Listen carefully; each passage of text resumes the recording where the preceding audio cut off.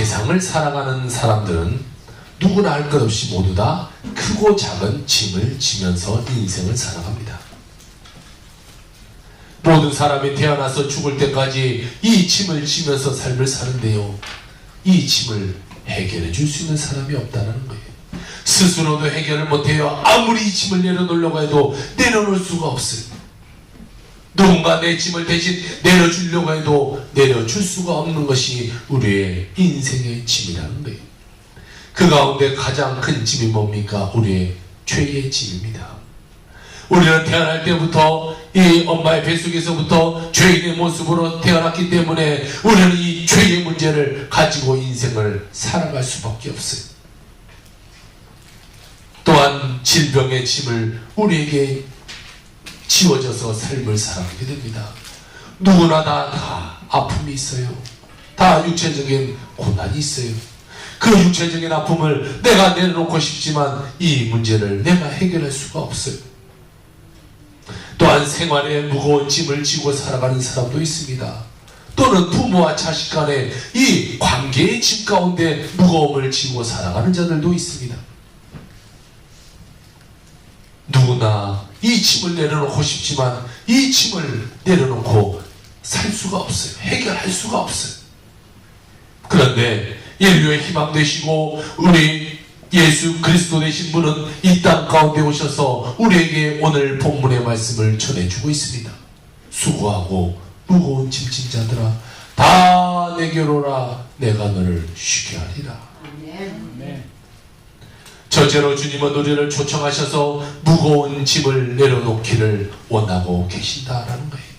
우리는 해결할 수 없지만, 우리가 서로의 짐을 내려놓을 수 없지만 예수 그리스도 앞에 오면 우리가 그 짐을 내려놓을 수 있게 되게 되어 있습니다. 오늘 본문 28절 수고하고 무거운 짐진 자들아 다 내게로 오라고 주님이 우리에게 말씀하고 있습니다. 다라는 것은 모든 것을 포함합니다. 여러분이 어떠한 짐을 지고 있든지 그것은 문제되지 않아요. 주님께 나오기만 하면 그 짐을 다 내려놓을 수 있게 된다는 거예요. 다른 말로 그 짐을 다 주님이 맡아 주시겠다는 것이죠. 너희들 고만 힘들어해 그것을 나한테 맡겨, 나한테 맡기고 너는 편히 쉬도록 하여라. 주님이 우리에게 말씀하는 거예요.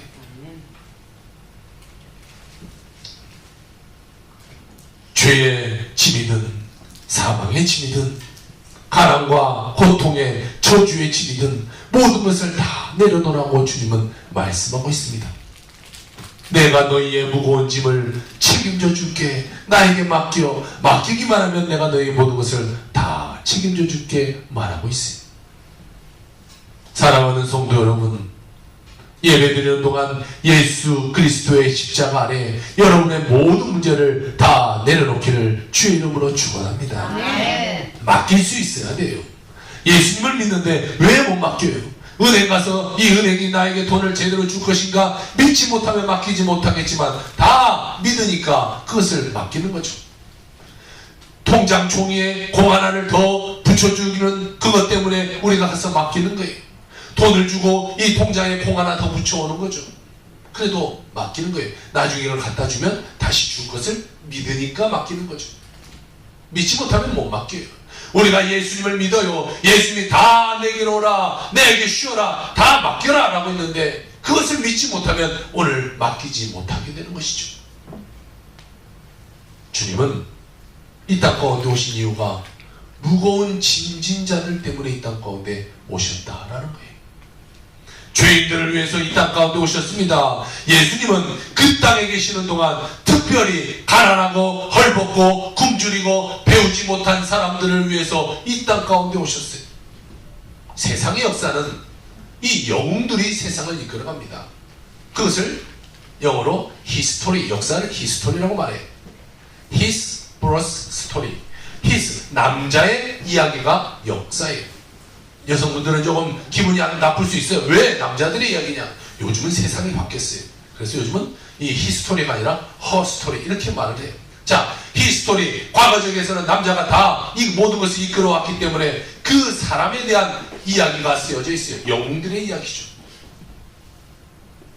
거북선 하면 여러분 누가 떠올라요? 이순신이 떠올라요. 근데 거북선은 이순신이 만들었어요? 네? 원효가 만들었어요?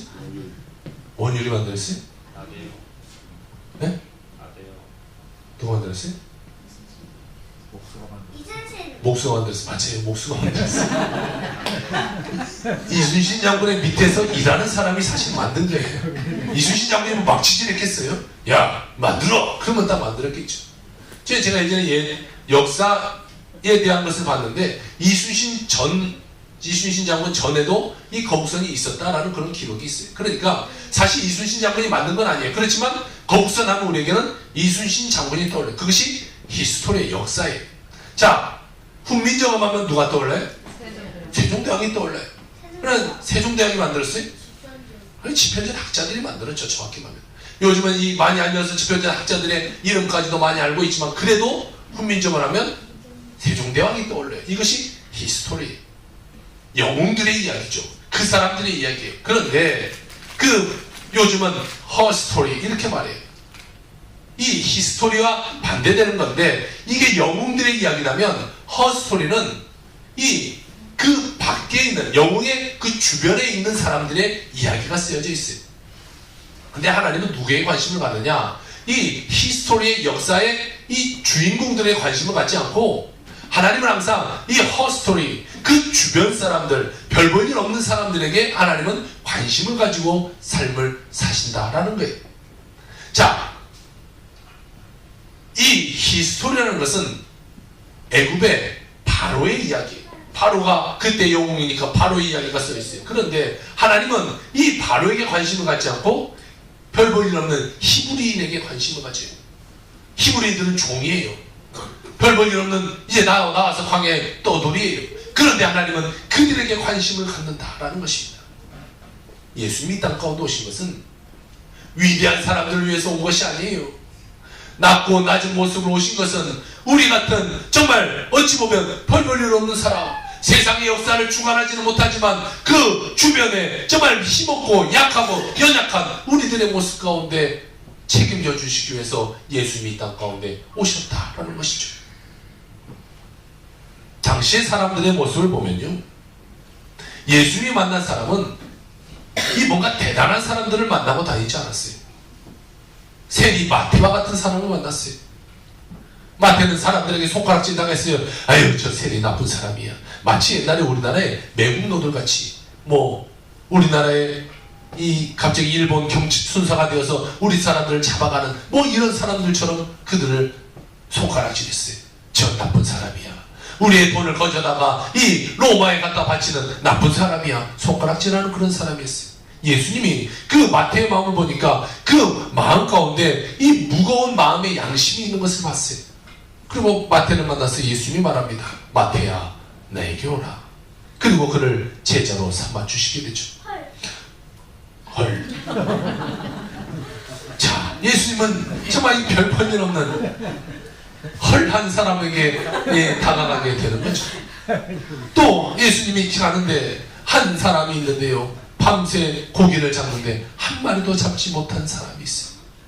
실패한 사람이 있어요. 그리고 기가 쭉 빠져서 금을 씻고 있는 그를 불러다가 예수님은 그를 수제자로 만들게 되죠. 사랑하는 성도 여러분, 그 예수님이 오늘 이 자리에 오셔서 여러분을 부르고 계시는 것입니다. 네. 무거운 짐을 다 주님께 맡기라 라고 말하고 있습니다. 절망의 짐을, 문제의 짐을, 고아처럼 외롭게 자라선 고독의 짐을 다 내려놓으라고 주님은 오늘 우리에게 말씀하고 계십니다. 시편 55편 22절에 보니까 내 짐을 여호와께 맡기라. 그가 너를 붙드시고 의인의 요동함을 영원히 허락하지 아니하시로다 라고 말하고 있습니다. 주님만이 우리의 문제 해결자 되시게 되는 것이죠. 주님께 맡겨야 되는데 예수님 앞에 나와서 다 내려놓기로 해놓고는, 여러분, 갈 때는 주섬주섬 다 그것을 챙겨가는 사람이 있어요. 예전에 미군이 우리나라에 이렇게 많이 주둔했을 때 한 미군이 트럭을 타고 털털털 가고 있었어요. 한참 가고 있는데 저 할머니가 짐을 지고 가는데 예전에 다 이렇게 머리에다 지고 갔잖아요. 참, 그것도 생각해보면 기술이에요. 그렇죠? 잘 지어지지가 않던데 그것을 딱 예전에 할머니들은 잘 지고 막 가러 갑니다. 그래서 이 미군이 보니까 이 할머니가 힘든 것 같아요. 그래서 할머니 어디까지 가세요? 한국말은 잘했던 것 같아요. 그렇죠? 할머니가 나 어디까지 갑니다. 할머니 타세요. 내가 지나가는데. 아니 괜찮아요. 그냥 가세요. 바쁜데. 아니요 타세요. 그래 할머니를 태웠어요. 할머니를 태우고 막 한참 가다가 이렇게 힐끔 보는데 할머니가 계속해서 이 침을 머리에다 지고 가는 거예요. 아유 할머니 이 차 타셨으면 그거 내려놔도 돼요. 아니에요. 내가 바쁘신데 그냥 얼른 가세요. 내가 내 몸 태워준 것도 감사한데 어떻게 이 무거운 걸 내가 내려놓을 수 있어요. 이건 내가 그냥 치고 갈게요. 도착할 때까지 이 할머니는 이 무거운 짐을 내려놓지 못하고 그대로 치고 그것에서 내려서 길을 가더라라는 것이죠. 여러분이 다 웃었지만 그 할머니의 모습이 바로 여러분의 모습 아닌가요? 주님께 나와서 다 맡기라고 말하는데 예수님 이것은 내가 짊어져 가야 돼요. 이것은 내 문제예요. 내가 해결해야 돼요. 아직도 그것을 맡기지 못하고 내 삶에 주섬주섬 챙겨서 또 도로 가는 그런 모습. 주님께 왔다가 주님 믿습니다. 내가 주님께 모든 것을 맡깁니다. 내 남편의 문제 맡기고 내 자녀의 문제 맡기고 내 어려움의 문제 주님께 맡깁니다. 할렐루야 해놓고는 가면서는 내 문제 다시 챙겨서 돌아가는 그런 모습이 여러분의 모습 아닌가요? 여러분 우리는 다 예수 믿으면서 염려하잖아요. 걱정하잖아요. 예수님 믿는데도 염려하고 걱정해요. 야 염려하지 마. 다 나에게 맡겨라고 말하는데 여러분 다 염려 걱정하면서 살아요. 나는 염려 걱정 없다. 아무도 없네요. 다 갖고 살아요. 염려 걱정하는데 그런데 그것이 해결이 됩니까? 염려해서 걱정해서 뭐 100가지 일 중에 한 가지 해결됩니까? 아니요. 하나도 해결되지 않아요. 아니 해결되지 않는 것이 아니라 그 문제의 삶은 더 중하게 되는 거죠. 될 일도 안 돼요. 염려하고 걱정해보세요. 무슨 일이 되겠어요? 만약 염려하고 걱정이 된다면 제가 이 설교 시간에 여러분 염려하십시오. 걱정하십시오. 제가 설교하겠죠. 그런데요. 염려 걱정해봐야 우리에게 백해무익 아무 소용이 없다는 거예요. 여러분 여러분의 자녀의 문제, 여러분의 남편의 문제, 또는 여러분의 부인의 문제, 뭐 세상적인 어떤 문제 여러분이 해결할 수 있지만 해결할 수 있을 것 같지만 절대적으로 우리는 해결하지 못합니다. 스스로는 절대로 못 고쳐요. 아유 나는 이것은 내가 할 수 있습니다. 아니요 절대적으로 못해요. 정신과 의사에게 들은 소리인데요. 정신과 의사는 환자가 다 보면요 환자에게 이 알코올 중독자가 왔을 때 알코올 중독자가 이런 얘기를 합니다. 선생님 내가 이제 이 알코올 중독에서 벗어날 겁니다. 나는 이제 술을 당장 끊겠습니다. 다시는 술을 먹지 않겠습니다. 이렇게 말하면 이 의사는 차트에다 이렇게 쓴대요. 치료 가능성 전혀 없음. 이렇게 쓴대요. 그런데 이 한 사람이 와요. 알코올 중독 와서 선생님 저는 내 가정을 봐도 내 사회의 모든 일을 봐도 너는 정말 저는 술을 끊어야 되는데 절대적으로 제가 술이 끊어지지 않아요. 아유 좀 술을 끊어야 되는데 내가 못 끊겠어요. 선생님 어떻게 해요? 저 좀 도와주세요. 그러면 치료 가능성 있음 하고 그때부터 그를 치료한다고 합니다. 여러분 내가 해요 이런 사람은요 절대적으로 못한다라는 거죠. 여러분 우리가 무엇을 할 수 있어요?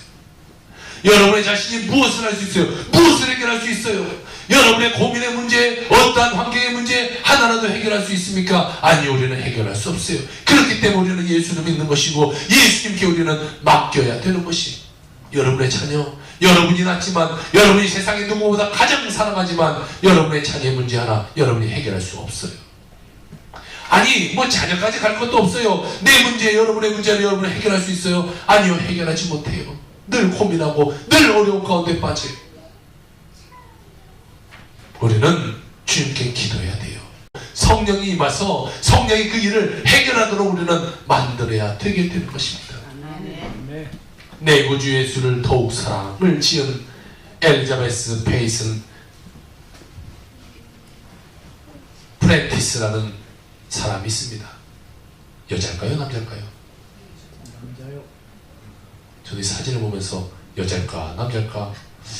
여자 같기도 하고 남자 같기도 하고 머리를 보면 꼬글꼬글 여자 같은데 얼굴을 보면 남자 같고 남자 같아요? 여자 같아요? 남자 같아요. 근데 여자예요. 자, 저 여인이 있었는데 이 여인이 내 구주 예수를 더욱 사랑이라는 찬송가를 지은 여인입니다. 그런데 이 여인이 어떻게 이 찬송가를 지었냐? 환경이 좋을 때 지은 것이 아니라, 여러분 찬송가 가사를 잘 생각해 보세요. 내 구주 예수를 더욱 사랑, 더욱 사랑. 뭔가 기쁨이 있을 때 지은 것 같지만 이 여인에게는 두 명의 아들이 있었어요. 그런데 두 명의 아들을 먼저 천국을 보내게 됩니다. 이 여인에게는 아들을 먼저 보낸 아픔이 있었어요. 우울증이 찾아왔어요. 삶의 의욕이 없었어요. 희망이 없었어요. 심한 두통 가운데 늘 사로잡혀서 인생을 살아가요. 만약 이 여인도 예수를 믿지 않았다면 자기의 목숨을 끊었을지도 몰라요. 그런데 주님이 이 여인의 마음에 감동을 주기 시작했어요. 기쁨을 가져다 주기 시작했어요. 아니, 기쁠 것이 없잖아요. 이 여인이 두 아들을 먼저 보냈는데 무엇이 기쁘겠어요? 여러분이 한번 생각해 보세요. 여러분의 아들이 먼저 이 두 명이나 죽었는데 무슨 기쁨이 있겠어요? 그런데 마음에 주님이 기쁨을 넣어줘요. 그래서 그 여인은 그 하나님의 마음에 감동되어 기도를 하는데, 하나님 엎드려 이렇게 기도를 합니다. 한때 이 세상의 즐거움을 쫓으며 평안의 안식을 구했습니다. 이제 나는 오직 주님만을 구합니다. 가장 좋은 것을 주옵소서. 나의 기도는 이것뿐입니다. 주님 더욱 사랑하기 원합니다. 슬픔은 자기의 길을 가게 하소서. 비탄과 고통을 보내소서. 주님을 더욱 사랑하기 원합니다. 할렐루야. 계속해서 그는 이렇게 고백합니다. 내 영혼은 언제나 주님을 더욱 사랑하기를 갈구합니다. 깊은 숲속에서나 침대에서나, 운전할 때나 행복할 때나 바쁠 때나 슬플 때나 게으를 때나 더욱 사랑, 더욱 사랑, 더욱 사랑이라는 속삭임이 끊어지지 않았습니다. 라고 그는 기도합니다. 이 고백을 가지고 그가 지은 찬송이 찬송가 314장 내 구주 예수를 더욱 사랑. 엎드려 비는 말 들으소서. 내 진정 소원이 내 구주 예수를 더욱 사랑, 더욱 사랑이라는 이 가사를 만들어내게 되죠. 여러분이 가지고 있는 가장 소중한 것을 잃어버렸다고 할지라도 내 구주 예수를 더욱 사랑, 더욱 사랑, 주님을 사랑하는 마음으로 모든 슬픔과 문제를 이기고 승리의 삶을 살아가는 여러분이 되길 주의 이름으로 부탁을 드립니다. 어떠한 수고와 무거운 짐을 가지고 여러분 오늘 이 자리에 나와서 앉아 계십니까? 죄의 짐을 짊어지고 나오셨습니까? 이사야서 1장 18절은 이렇게 말합니다. 여호와께서 말씀하시되 오라 우리가 서로 변론하자. 너희의 죄가 주홍 같을지라도 눈과 같이 희어질 것이요 진홍같이 붉을지라도 양털같이 희게 되리라. 주님의 보혈의 공로를 의지해서 우리의 죄를 회개하기만 하면 우리의 죄를 주님이 사하여 주시고 주님이 우리를 변화시켜 하나님의 자녀로 만들어 주시게 되는 것입니다. 우리는 회개해야 되는 것입니다. 여러분 또한 여러분은 육신의 질병을 지고 이 순간 나오셨습니까? 또한 가난과 저주의 짐을 짊어지고 이 시간 나오셨습니까? 예수님은요 그런 문제보다 더 큰 문제인 죽음의 문제를 우리에게 해결해 주신 분이 우리 예수 그리스도예요. 가장 무거운 짐인 죽음을 다 파해버리고 우리는 이 주 안에서 새로운 생명, 새 생명, 영생할 수 있도록 만들어주신 그 주님인데 여러분의 그런 다른 문제를 주님이 해결하지 않겠냐라는 것이죠. 예수님은 이 땅 가운데 오신 이유가 나를 위해서, 나의 죄를 위해서 십자가에 달려 돌아가시기 위해서 이 땅 가운데 오셨어요. 그러니까 우리는 살아가려고 인생을 살지만 주님은 죽으시려고 이 땅 가운데 오셨습니다. 나를 위해서 말입니다.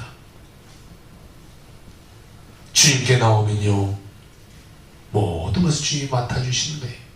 십자가 안에 여러분의 모든 문제를 내놓으세요. 주님이 여러분의 문제를 해결해 주시고 놀랍고 축복 넘치는 삶을 여러분의 삶 가운데 펼쳐주게 되게 될 것입니다. 아멘.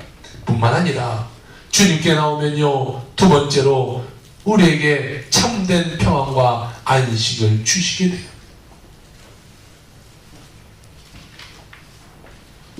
28절에 내가 너희를 쉬게 하리라. 내가 너희를 쉬게 하리라. 세상을 보면서 여러분 어디 편히 쉴 곳이 있던가요? 들려오는 소식이 우리를 염려와 걱정하게 만들죠. 이 북한과의 이 전쟁의 위험 가운데 우리는 불안해요. 뭐 이번 우리가 몇 달 있으면 동계올림픽을 하지만 세상에 지구촌의 사람들이 많이 오지 않을 것으로 또 생각해요. 왜? 이 전쟁의 위험이 있어서 그들이 불안해서 못 온다고 그래요. 일본에는요, 이 미국의 전투기들이나 또 항공모함 같은 최고의 이 전쟁의 무기들이 지금 다 재배치되고 있는 그런 상황이 불안이 엄습해 옵니다. 걱정이 엄습해 옵니다. 또 TV에 보니까 많은 사람들이 불이 나서 또 이렇게 생을 마감하는 뉴스를 보게 돼요. 지진이 와서 많은 곳에 어려움을 당하는 것을 보게 돼요. 여러분 TV를 보시고 소식을 들어보세요. 어디 하나 좋은 소식이 들리던가요? 늘 모든 소식 우리를 염려하게 만드는 소식이 와요. 불안과 걱정과 근심에 가득한 소리만 들려와요. 그런데 오늘 주님은 우리에게 뭐라고 말씀하시냐? 수고하고 무거운 짐진 자들아 다 내게로 오라. 내가 너희를 쉬게 하리라 말씀하고 계십니다. 아멘. 여러분 주님만이 우리의 문제를 해결해 주실 수 있는 것이 절대로 우리 스스로 힘으로 세상의 문제를 해결할 수가 없어요. 주님만이 그 문제의 해결자 되시게 되는 것이 찰스 스펄전 목사님 믿습니다. 예수가 주는 평안이라는 책에서 이와 같이 말씀합니다. 그리스도인이 지닌 평안은 세상의 왕들이나 용사들이 지닌 그 무엇과도 비할 수가 없다. 세상을 다 주어도 이 평안을 살 수 없기 때문이다. 오직 하나님의 자녀만이 왕의 자녀로서 복된 평안을 상속받을 수 있다. 이 평안은 영원 전부터 하나님의 주권적인 은혜로 준비된 귀한 축복이다. 할렐루야. 아멘. 예수님이 그 삶의 주인이 되면 그때로부터 삶의 참 평안이 다가오게 되는 것이, 내가 내 인생을 살려고 하니까 그것이처럼 어려운 것이 없어요. 주님께 맡겨버리면요 어려운 것이 없어요. 힘들 것이 없어요. 맡기지 못하니까 힘든 거죠. 참된 안식이 예수님께 맡길 때 나타난 겁니다. 염려, 근심, 걱정, 이 세상에 가득 뒤덮인 것에 은혜와 사랑이 없으면 우리는 참 평안을 얻으며 살아갈 수가 없는 존재가 되는 것이, 우리가 아무리 돈을 많이 벌고요, 우리가 아무리 세상적인 지위가 높았다고 할지라도 예수가 없으면 아무 소용이 없어요. 예수 없이 사는 거 천년만년 살 것 같지만 여러분 몇십 년 안에 우리는 다 가게 되어 있어요. 이 아이들만 좀 더 살겠지 뭐 몇십 년 안에 우리는 다 가겠죠. 뭐 그 50년 안에 보니까 이 아이들 빼놓고는 저 포함 다 갈 것 같아요. 잘해야 50년 앞으로 살아요. 그런데 그것이 모든 건지 알고 그것에 아둥바둥하며 인생을 살아가야 되겠냐는 거죠. 참 생명 50년이 아니라 500년, 5000년, 5만년 정말 무한대수로 앞으로 살아갈 영생의 세계를 바라보지 못하고 내 눈앞에 있는 그 50년의 생활 가운데 목숨을 걸고 살았어야 되겠냐는 것이죠. 여러분, 여러분의 삶을 주님께 맡기기 바랍니다. 내가 해결하려고 해봐야 해결할 수 없으니까 주님께 맡겨내야 되는 것이, 주님께 우리가 맡기고 우리는 주님께 감사해야 되는 것입니다. 그러면 다 끝나는 거예요. 그것을 맡기지 못해서 문제고, 맡기고도 감사할지 모르니까 문제가 되는 거예요. 맡기고 감사하면 이제 우리 삶 가운데는 은혜가 임하게 되는 것이죠. 축복이 임하게 되는 것이고, 문제 해결이 오게 되는 것이고, 마음의 상처가 치유함이 받게 되는 것이고, 절대 긍정, 절대 감사로 살아가서 우리의 인생을 하나님이 다 책임져 주게 되게 되는 것입니다. 톨스토이가 55세 되던 해에 그의 책 신앙론이라는 책에서 이렇게 글을 씁니다. 55년을 살아오는 동안 15년의 소년기를 제외하고 나는 안식을 경험하지 못했습니다. 안식을 알지 못하고 살아왔고 18세 되는 해 인간이 신인간을 만든 것이 아니라 인간이 신을 만들었다라는 친구의 말에 의해 나는 종교를 버려버렸습니다. 종교를 포기하는 것이 진정한 자유를 얻는 길이라는 착각 속에서 인생을 살았습니다. 그러나 내 나이 55세. 이제 나는 내가 버린 어머니의 품과 같은 신앙의 품으로 돌아왔습니다. 종교의 품으로 돌아온 것이 아니라 예수 그리스도의 품 안으로 내가 돌아오게 된 것입니다. 비로소 예수님 안에서 참된 안식을 발견했습니다. 그의 고백은 55세 때에 이제서 내가 예수 안에 귀한 생명을 얻었다라는 것을 깨닫게 되었다라고 그의 책에 쓰여 있어요.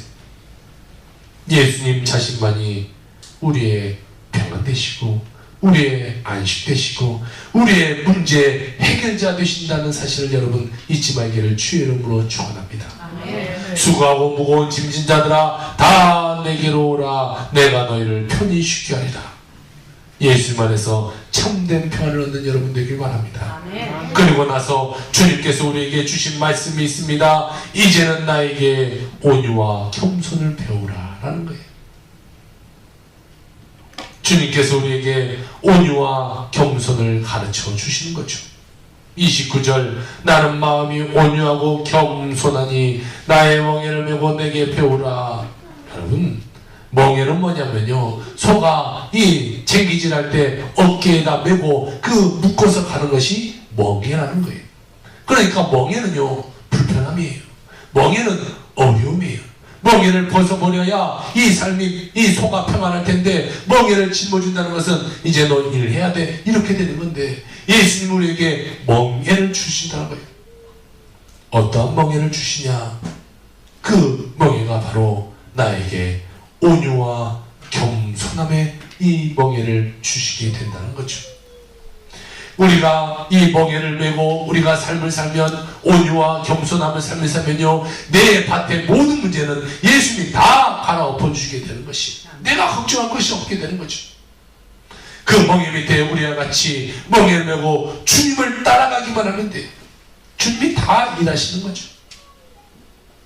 요한이 말하는 것은 온유와 겸손을 우리가 배워야 한다는 것이 사랑하는 성도 여러분 온유와 겸손으로 살아가는 여러분의 삶이 되길 주의 이름으로 축원드립니다. 늘 말을 한마디도 해도 온유한 말을 해야 돼요. 그냥 쏘는 말, 죽이는 말 이런 말 하지 말고 그냥 이 사람에게 뭔가 칭찬거리를 찾아서 칭찬할 수 있는 이런 온유한 말, 따뜻한 말을 해야 되는 거죠. 괜히 한테 왜 그냥 오늘 눈썹이 짝짝이로 우리 왔어? 이런 말 하지 말고 다른 거 그냥 찾아서 오늘 옷이 너무 색깔이 아름답네요. 이런 온유한 말 좋잖아요. 굳이 안 좋은 거 찾아서 이야기할 필요가 뭐 있겠어요. 또한 겸손하란 말이에요. 겸손함이라는 것은요 높은 사람이 낮은 모습이 있을 때 겸손함이 있어요. 낮은 사람이 낮은 모습이 있을 때는 겸손함이라 하지 않아요. 만약 종이 주인 오는데 아유 주인님 오셨습니다. 너 참 겸손 이렇게 말하진 않아요. 나보다 높은 사람이 나에게 머리를 숙일 때 이 사람은 참 겸손하다 이래가 우리가 이렇게 생각하는 거거든요. 여러분 우리가 높임을 받으려고 삶을 살면 안 돼요.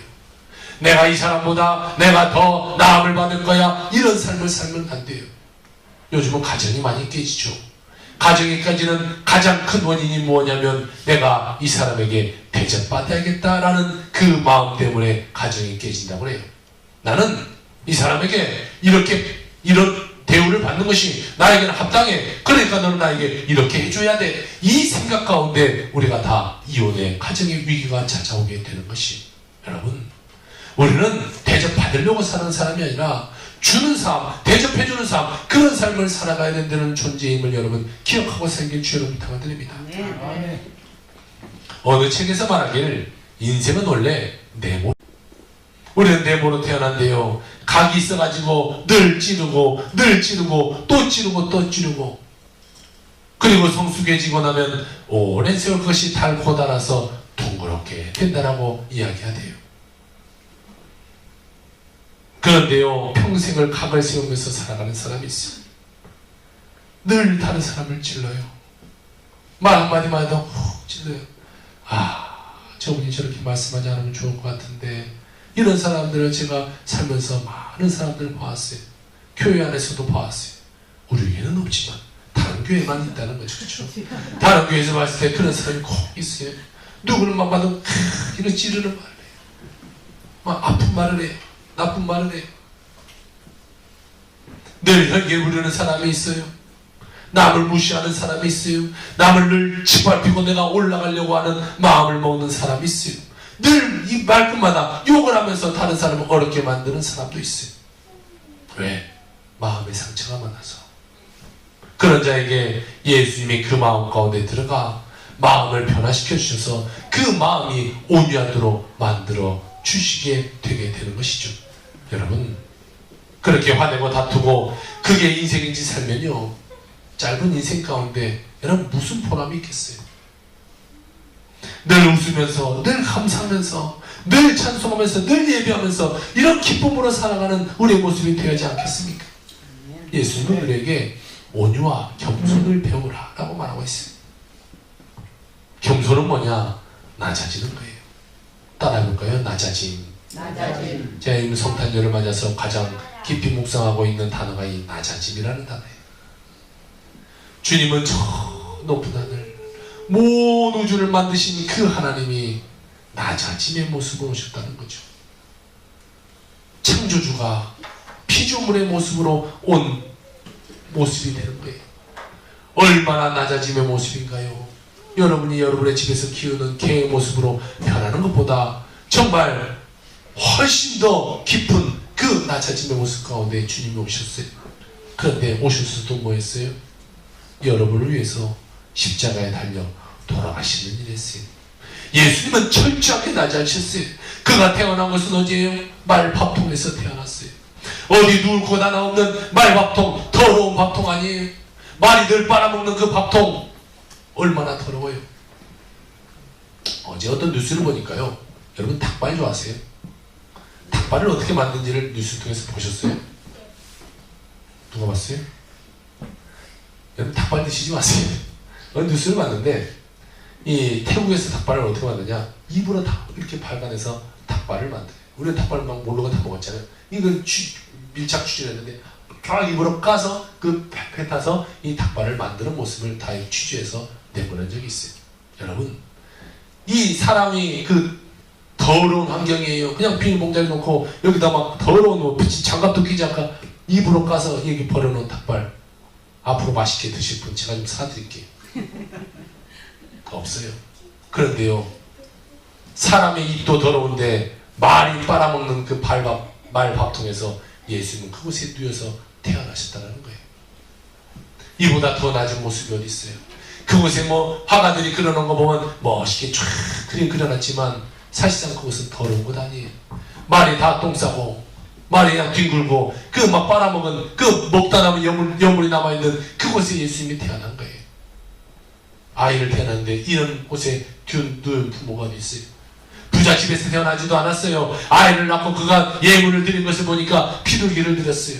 피루기라는 것은 그때 당시에 가장 가난한 사람이 드린 예물이에요. 예수는 부자 집에서 태어나지도 못했어요. 가장 가난한 집, 별 볼 일 없는 곳, 낮고 낮은 천한 곳, 이 땅 가운데 우리의 죄를 짊어지기 위해서 태어나셨다라는 것이죠. 예수님이요, 이런 모습으로 태어나셨는데 나중에 돌아가실 때 십자가에 달려 계시기 전에 제자들에게 남긴 교훈이 뭔지 아세요? 그것은 겸손이었어요. 예수님이 제자들 앞에 무릎을 딱 꿇고 허리에 수건을 딱 차고 제자들의 발을 씻겨주는 거예요. 이건 종들이 하는 겁니다. 그런데 하나님이 우리에게 오셔서 우리의 발을 씻어주는 거예요. 여러분의 죄를 다 씻어주는 거예요. 가장 낮은 모습으로 발을 씻겨주시는 그 예수님의 교훈을 전하여주며 예수님은 십자가에 달려 돌아가시게 됩니다. 겸손은 하나님의 영광에 이르는 사닥다리가 되는 것입니다. 하늘나라에서 가장 영광스럽고 아름다운 것이 은혜 위에 은혜가 바로 겸손한 것을 생각하며 살아가는 여러분 되기를 주의 이름으로 부탁을 드립니다. 여러분, 우리가 상처 입은 심령들, 온유한 마음으로 품고 겸손으로 섬겨서 저들을 변화시키고 저들을 주님께로 인도하는 주님의 일꾼이 되어야 될 것입니다. 예수님이 이 땅에 섬기러 오셨는데 우리는 섬김을 받으려고 한다면 예수님을 닮는 모습이 아니죠. 예수님은 철저히 우리를 위해서 돌아가셨는데 우리는 남보다 높아지려고 하고 남을 깔아뭉개려고 하는 그런 마음을 갖고 산다면 우리가 어찌 크리스찬이라고 말할 수 있겠습니까? 우리는 우리의 모습을 회개해야 됩니다. 이제부터는 주님을 본받아 낮아지는 여러분의 삶이 되길 바랍니다. 온유한 삶을 살기 바랍니다. 겸손한 삶을 살기를 주의 이름으로 부탁을 드립니다. 우리가 가진 모든 거 주님께 다 드려 주님을 위해 헌신하는 주님의 일꾼 되길 바랍니다. 내가 하려는 것이 아니라 모든 문제를 주님께 맡기며 평안을 누리며 살아가기 바랍니다. 주님은 여러분의 짐을 짊어지기 위해 이 땅 가운데 오시게 된 것입니다. 이와 같은 삶을 살아가기를 주의 이름으로 축원합니다. 아멘.